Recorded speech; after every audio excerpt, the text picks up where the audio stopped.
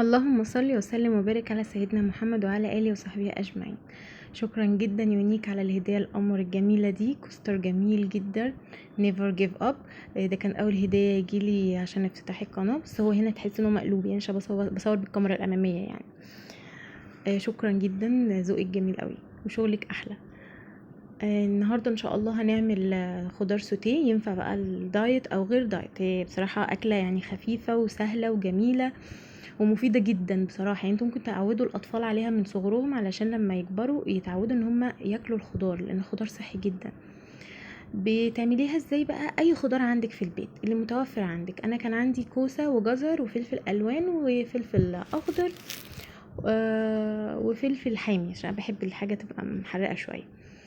انتي لو عندك بسلة، عندك فاصوليا خضراء، عندك بروكلي، ذرة، أي حاجة.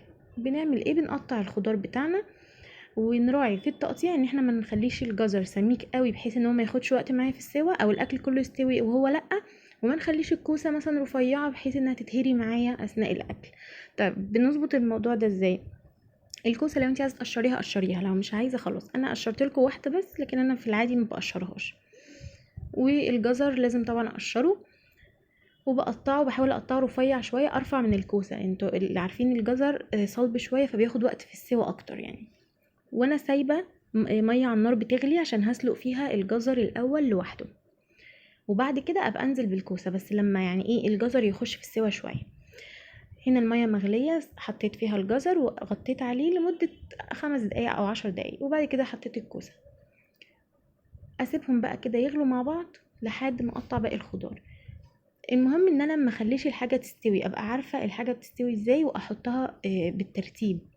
قطعت هنا بقى فلفل اخضر وفلفل الوان، كنت مقطعه فلفل احمر، وطبعا هنا الفلفل الحامي ده لازم بصراحه في الاكل، بيدي طعم جميل.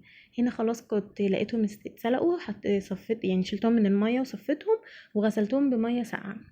نيجي بقى هنا على حله او طاسه، نحط فيها معلقتين زبدة. وزي ما قلنا الزبدة مش ضد الدايت، بالعكس دي مفيدة جدا وصحية اكتر من السمنة البلدي واكتر من الزيت العادي اللي احنا بنستخدمه. ممكن تستخدمي زيت زيتون برضو براحتك. هنا نزلت بالكوسة والجزر، واول ما الاقيهم كده نشفوا شوية اديهم شوية مية صغيرين جدا عشان يكملوا باقي السوا بتاعهم، لان انتوا عارفين الفلفل ما بياخدش وقت. افضل بقى اقلب فيهم، ولما هلاقي المية دي بدأت تنشف او الخضار خلاص شربها وهيدخل في السوا، انا هنا كنت بدوس على الجزر لقيته بيتقطم معايا بسهولة، عرفت ان هو كده خلاص يعني فاضل له حاجة بسيطة ويخلص. اديهم معلقتين صويا صوص، نقلب كويس وانزل عليهم بالتوابل بتاعه البانيه اللي احنا عملناه قبل كده، وبعد كده انزل بالفلفل. طب ايه هي التوابل دي؟ نراجعها سوا. ملح، فلفل اسود، 7 بهارات، رشة جوز الطيب، بابريكا، وزعتر. ونقلب لحد ما يستوي. وبعد كده بقى هنا انا كنت بدوق بصراحه الخضار بعد كده بقى بنقدمه مع البانيه اللي احنا عملناه. لو عايز تعرفي البانيه ده اتعمل ازاي، روحي للفيديو بتاعه هتلاقيه موجود على اليوتيوب وموجود على الفيسبوك. كان جميل جدا. وبكده الفيديو بتاعنا يكون خلص. يا رب ابقى خفيفه عليكم واستفدتوا مني، وان شاء الله اشوفكم على خير في الفيديوهات اللي جايه. تنسونيش في اللايك والسبسكرايب والشير، ومستنيه رايكم في الكومنتات.